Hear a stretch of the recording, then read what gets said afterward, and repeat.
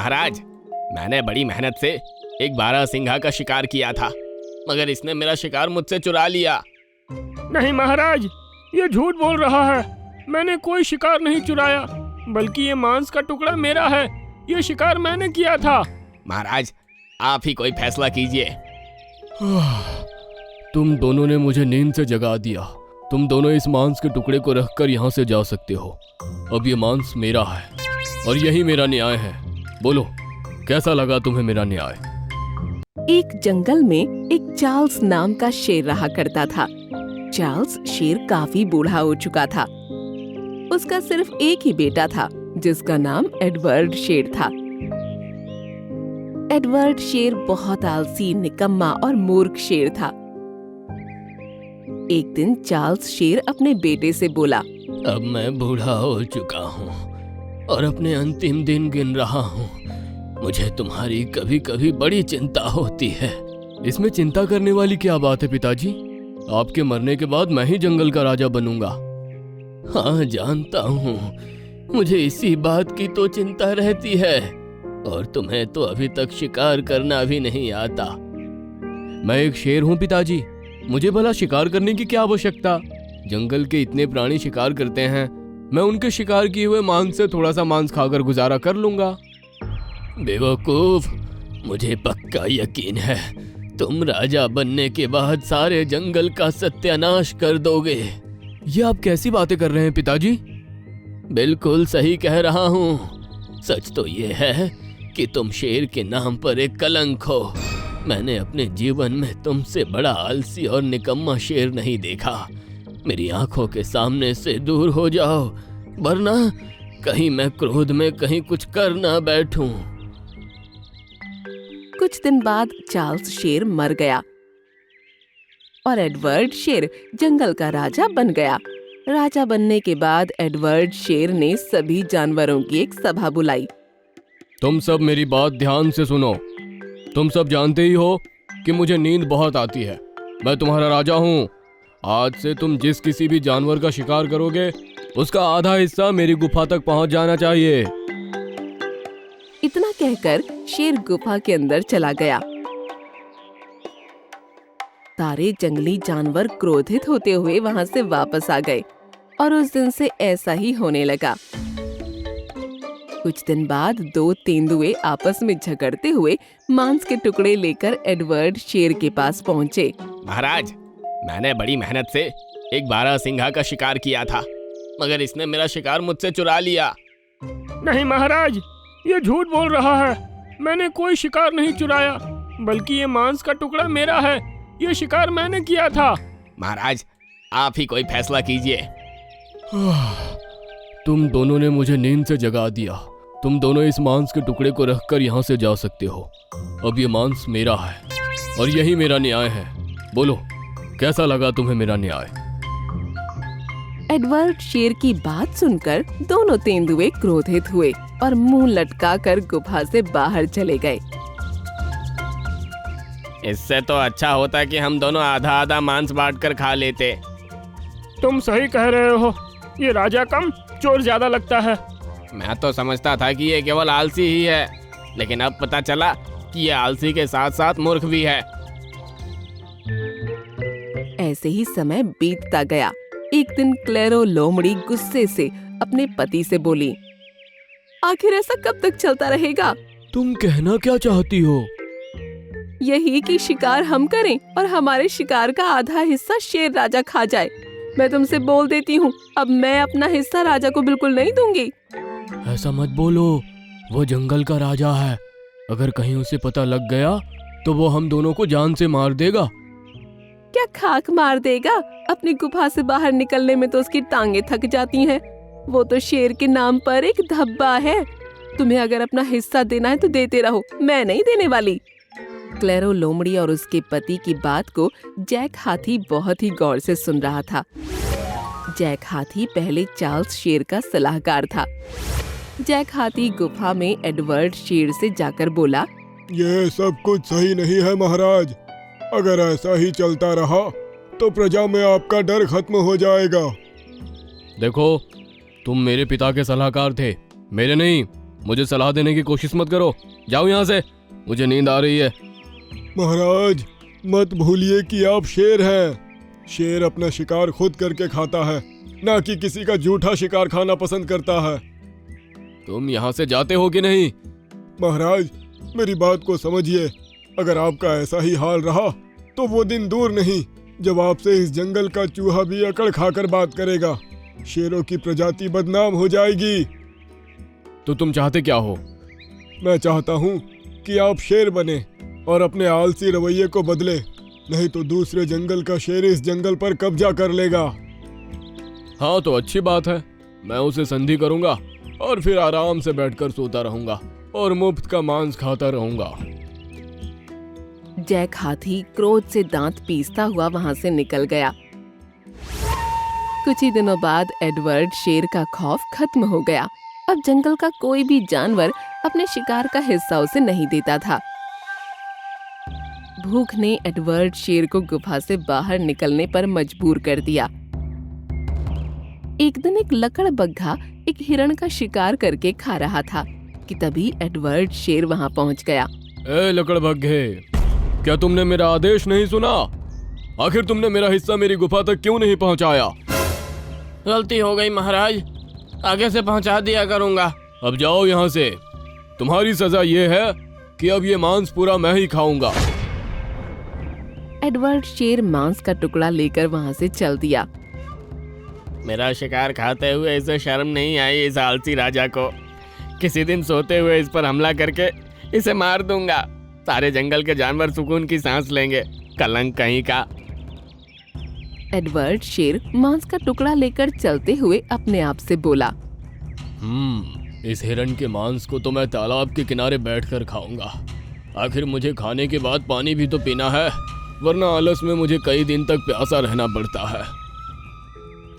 Edward शेर तालाब के किनारे बैठकर हिरन के मांस को खाने ही वाला था कि तभी हिरन का मांस तालाब के अंदर गिर गया। अरे अरे, ये क्या हुआ? ये मांस तो तालाब के अंदर गिर गया। बड़ी मुश्किल से तो मुझे मांस मिला था, मैं तो भूखा मर जाऊंगा।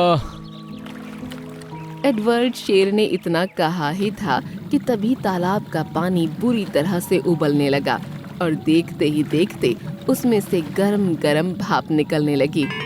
उस भाप में से एक सुंदर स्त्री निकलकर एडवर्ड शेर से बोली, तुम्हारी हिम्मत कैसे हुई मेरे तालाब में मांस का टुकड़ा फेंकने की? तुम जानती हो तुम किससे बातें कर रही हो? मैं इस जंगल का राजा एडवर्ड शेर हूँ। मुझे क्षमा कर दो जंगल के राजा, मैं आपको देख नहीं पाई। मुझे लगा कोई साधारण जीव होगा। लेकिन तुम हो कौन? मैं इस मायावी तालाब की मालकिन हूँ और ये तालाब भी आपके ही जंगल में आता है, तो इस नाते आप मेरे भी राजा हुए। तो फिर अपने राजा के आदेश का पालन करो। मेरे मांस के टुकड़े मुझे वापस करो। मुझे बहुत तेज भूख लग रही है। वो तो अब मुमकिन नहीं जंगल के राजा। मांस के टुकड़ों के बदले आप जो कुछ भी मांगना चाहते हो वो मैं आपको देने को तैयार हूँ। सुंदर स्त्री की बात सुनकर एडवर्ड शेर क्रोधित होकर बोला, बेवकूफ, तुझे पता है कितनी मुश्किलों से मैंने उस मांस को लकड़बग्घे से छीना था। शाम होने को है, भूख से मेरा दम निकला जा रहा है। एडवर्ड शेर की बात सुनकर वो सुंदर स्त्री हैरत भरी नजरों से एडवर्ड शेर को देखने लगी। क्या मैं तुमसे जो कुछ भी मांगूंगा तुम वाकई दे सकती हो? हाँ क्यों नहीं, मैं इस मायावी तालाब की जादुई मालकिन हूँ। तो फिर सुनो, मेरी हमेशा से एक तमन्ना थी कि काश मेरा कोई बड़ा भाई होता जो इस जंगल को संभालता और मैं आराम से राजा बनकर सोता रहता और बगैर शिकार किए हुए मांस खाता रहता। जंगल में एक ही राजा होता है। अगर तुम्हारा कोई भाई होता तो वो तुम्हें जीवित नहीं छोड़ता, लेकिन जैसी तुम्हारी इच्छा को पूरा करना मेरा कर्तव्य है। मायावी स्त्री ने इतना कहा ही था कि तभी तालाब के अंदर से एडवर्ड शेर की तरह ही एक शेर दहाड़ता हुआ निकलकर आ गया और वो मायावी स्त्री वहां से गायब हो गई। एडवर्ड उस शेर की ओर देखकर बोला, तुम मेरे छोटे भाई हो और मैं तुम्हारा राजा। जाओ, मेरे लिए जंगल में शिकार करो और भोजन का प्रबंध करो। तुम्हारा दिमाग तो सही है, जंगल का राजा तो मैं ही बनूंगा। इतना कहकर उस शेर ने एडवर्ड शेर को मार दिया और उस दिन के बाद वो शेर जंगल का राजा बन गया और सभी जानवरों ने चैन की सांस ली। मुझे छोड़कर कभी मत जाना, मेरा परिवार अब तुम ही हो मुन्नू। एक सुबह बादल गरजने की आवाज से सभी जंगल वासियों की आंख खुल गई। गरज इतनी तेज थी कि सभी को किसी बड़े तूफान का अंदेशा हो रहा था। लगता है बहुत बड़ा तूफान आने वाला है। तभी मोटा पपीता बोला, तुम फिक्र मत करो, मेरे होते हुए तुमको डरने की जरूरत नहीं है। ऐसा कहते ही मोटे पपीते ने अपना पेट खोल दिया। ये देखो, जमीन पर जहाँ जहाँ मेरे बीज होंगे वहाँ बिल्कुल भी गीला नहीं होगा। जाओ, इसको ठीक से फैला दो। उसकी बात सुनकर सारस ने उसके बीजों को पंजों में दबाया और फिजा में उड़ गया। वो एक एक बीज को थोड़ी थोड़ी दूरी पर फेंकने लगा।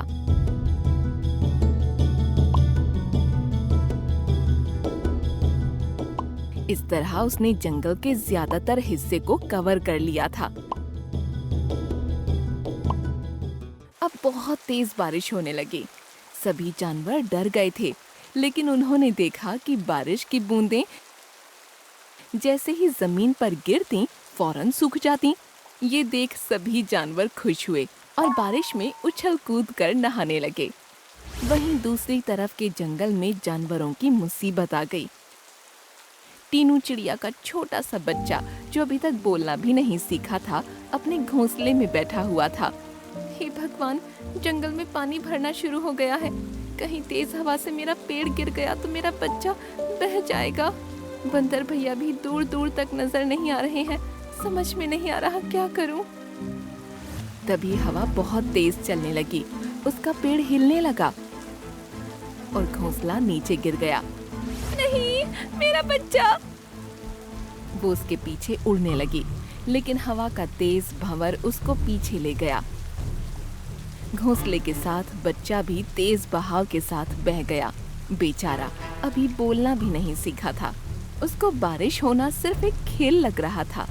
वो कई मीलों तक बहता रहा। उस तरफ चिड़िया माँ का रो रो कर बुरा हाल था। वो तूफान के थमने का इंतजार कर रही थी। इस तरफ वो बच्चा बहता हुआ नदी के पास आ पहुंचा। नदी के दूसरी तरफ मोटे पपीते वाला जंगल था, जहाँ बारिश हो तो रही थी, लेकिन जमीन बिल्कुल सूखी पड़ी थी। चलो, तुम लोग नहाना एंजॉय करो, मैं जरा पानी पीकर आता हूँ। जल्दी आना। सारस वहाँ से पानी पीने के लिए नदी पर पहुँचा।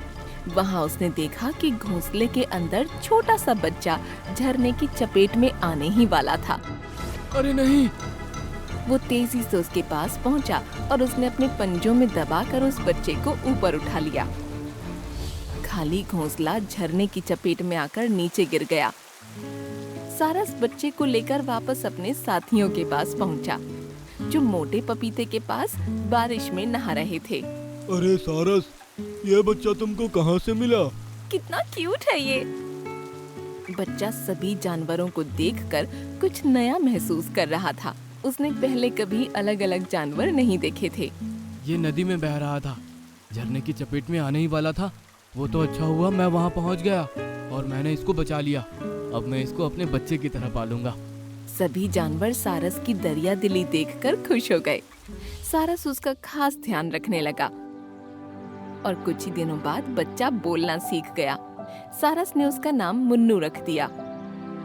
एक दिन सारस और मुन्नू मोटे पपीते की छांव में बैठे हुए थे। तभी मुन्नू की नजर एक चिड़िया पर पड़ी, जो उसी के जैसी दिखने वाली थी और आसमान में उड़ रही थी। टी टी टी कहता हुआ वो सारस की गोद से निकला और उस चिड़िया के पीछे भागा। सारस को ये देखकर डर लगा। मुन्नू, कहाँ जा रहे हो? ये सुनकर मुन्नू ने एक बार उस उड़ती चिड़िया को देखा, जो उसकी तरफ देख भी नहीं रही थी। फिर उसने सारस की तरफ देखा, जिसकी आंख में आंसू दिख रहे थे। वो तेजी से वापस भागकर सारस के पास पहुंचा। सारस ने उसको चिपटा लिया। मुझे छोड़कर कभी मत जाना। मेरा परिवार अब तुम ही हो मुन्नू। मुन्नू भी उससे लिपट गया और आसमान में उस चिड़िया को देखने लगा जो अब बहुत दूर जा चुकी थी। अगले दिन जंगल में बाज आया। अरे वाह, तुम्हारा जंगल तो बहुत अच्छा है। यहाँ की जमीन भी बिल्कुल सूखी है। हमारे जंगल में तो बहुत ही बुरी बाढ़ आ गई है। सभी जानवर जंगल छोड़कर भाग निकले हैं। अरे ये कैसे हो सकता है? मैं अभी जाकर तुम्हारे जंगल की परेशानी दूर कर दूंगा। तुम एक सारस होकर कैसे जंगल की परेशानी दूर कर सकते हो? मेरे बीज है ना, शायद सारस मेरे बीजों का इस्तेमाल करने की सोच रहा है। आपने सही समझा मोटे पपीते। सारस ने मोटे पपीते के बहुत सारे बीज लिए और फिर उनको लेकर निकल पड़ा। बांस के जंगल पहुंचकर उसने देखा कि वहाँ पानी ही पानी है। सभी परेशान हैं। कोई कहीं फंसा था तो कोई कहीं। उसने एक एक करके थोड़ी थोड़ी दूरी पर मोटे पपीते के बीजों को गिराना शुरू किया। जहाँ जहाँ मोटे पपीते का बीज गिरता वहाँ कई मीटर तक पानी सूख जाता और जमीन अच्छी हो जाती। इसी तरह से उसने लगभग आधे जंगल को ठीक कर दिया। सभी जानवर अब खुशी मनाने लगे और हाथ हिलाकर सारस का धन्यवाद करने लगे। जंगल से भागे हुए बाकी जानवर भी अब जंगल में वापस आ गए।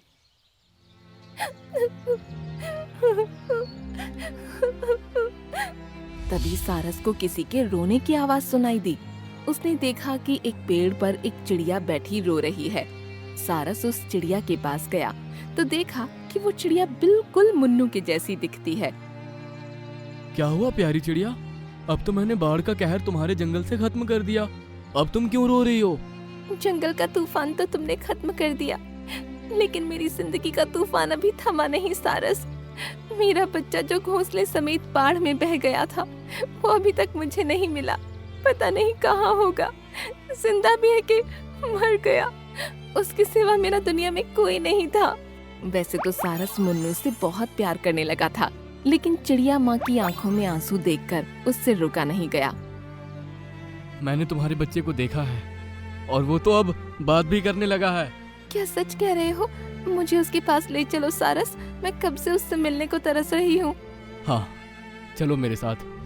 सारस उस चिड़िया को अपने साथ लेकर जंगल पहुँचा। मुन्नू मोटे पपीते के पास बैठा था। मुन्नू, तुमसे कोई मिलने आया है। तभी मुन्नू ने देखा चिड़िया माँ उसको देखते हुए आंसू बहा रही है। मेरे बच्चे, तुमको कहाँ कहाँ नहीं ढूंढा, आ जाओ मेरे पास, आ जाओ। ये सुनकर मुन्नू भाग कर गया और अपनी माँ से जा लिपटा। छोटी चिड़िया को उससे मिलते देख सभी खुश थे।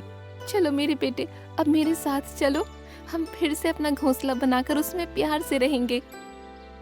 ये सुनकर मुन्नू ने सारस की तरफ देखा, जिसकी आंख से आंसू बह रहे थे। मुन्नू को तभी उसकी बात याद आ गई।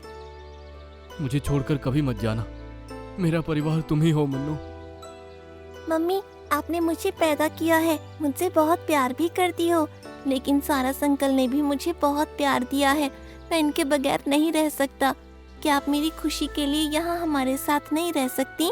बिल्कुल रह सकती हूँ मेरे बच्चे। तुम्हारे सारस अंकल से मैं तुमको अलग नहीं करूँगी। ये सुनकर सारस बहुत खुश हो गया। मुन्नू जाकर सारस से चिपट गया और सभी जानवर तालियां बजाने लगे। बहुत अच्छा हुआ। अब मुन्नू की मम्मी भी हमारे साथ रहेंगी।